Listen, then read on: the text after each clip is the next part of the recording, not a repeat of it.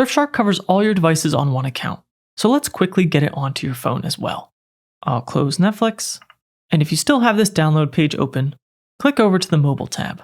This gives you a couple ways to get the app. You can scan this QR code with your phone's camera, or just open your phone's app store and search for Surfshark. I'm using an iPhone, so I'll grab it from the App Store, but if you're on Android, it works exactly the same way from the Google Play Store. Once it's installed, open the app, tap Login, and sign in with the same email and password you used on your computer. The first time you connect, your phone will ask for permission to set up a VPN. Just tap Allow. Then tap Quick Connect, exactly like we did with the desktop app, and then you're protected on your phone. Everything works very similarly to the computer version. You can pick countries and change settings in the same way. And since Surfshark covers unlimited devices, you can do this on your tablet and anything else you use at no extra cost.